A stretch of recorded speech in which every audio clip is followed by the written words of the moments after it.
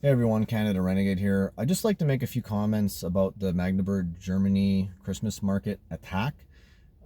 First off, I'd like to express my condolences for the victims and the families of the victims involved there. It cannot be easy to go through something like this at this time of the year.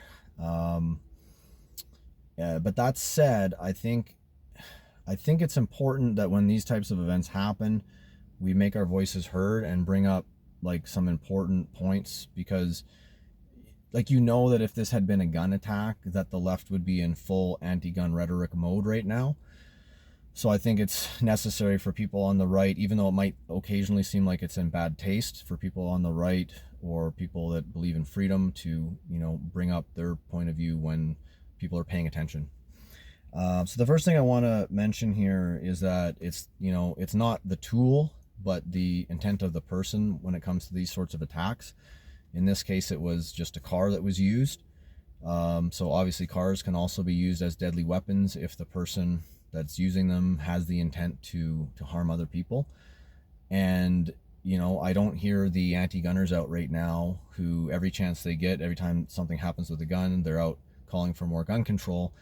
I don't hear them calling to like ban vehicles or have vehicle control. I mean, it's just logical consistency that we're asking for here. And obviously we're not going to get that from people that want to take away people's rights.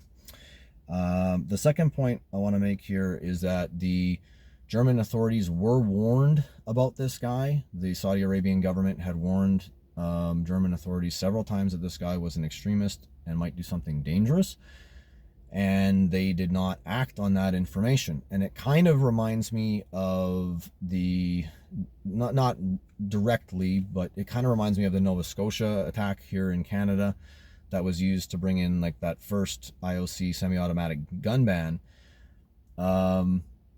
People warned that to the RCMP that he had illegal guns, and the RCMP did not follow up properly on that, did not stop that shooter, and he went on to kill 20 people, I think. So, and then of course the RCMP also failed to warn the public that the guy was driving around in a fake police cruiser with fake police uniform on, so nobody knew who to watch out for. And instead of warning the public, they let this guy go on like a 10-hour rampage. So basically it's kind of like this gross incompetence by the police then somehow leads to, let's go, attack more rights of law-abiding citizens. The third point is that I watched the video of when the police arrested this guy, and guess what? They were using guns. Surprise, surprise, right? And it's like, maybe good guys with guns stop bad guys with guns, right? So, yeah, guns can be used as weapons, but in the hands of the right people, that's a good thing, not a bad thing. And I don't think you need to be military or law enforcement to be a good person. I think, common citizens that are, vetted and screened and just generally good people, I think they also could qualify as good people. Okay. And then lastly, the story doesn't make a whole lot of sense to me. They're saying that this guy was anti-Islamist. This is the media saying this. They're saying that he was an anti-Islamist on his social media. They're saying that he supported the AfD party, which I think stands for Alternative for Germany Party. And the media, of course, is calling the AFG party a far right party or a hard right party. Of course, they always use the labels to, it's basically like a way of, like a backhanded way of criticizing your opposition without, having to actually prove anything about them. They just call them a name. Oh, they're hard right. They're far right. I mean, I guess, I guess I'm far right. I don't know. It's kind of like the word racist, right? It's starting to lose its meaning when everybody is racist and everybody is far right. Then it doesn't mean anything. But yeah, they're saying that this guy was far right and he was anti-Islamist, anti-immigration, and then he goes out and apparently attacks a Christmas market.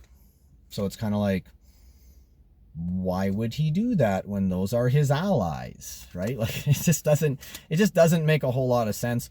I'm not going to comment too much more on that, other than to say it kind of feels like maybe this event is very inconvenient for the official narrative. And so they're kind of in spin mode, like trying to somehow blame the people that oppose those in power for what happened rather than having to accept responsibility.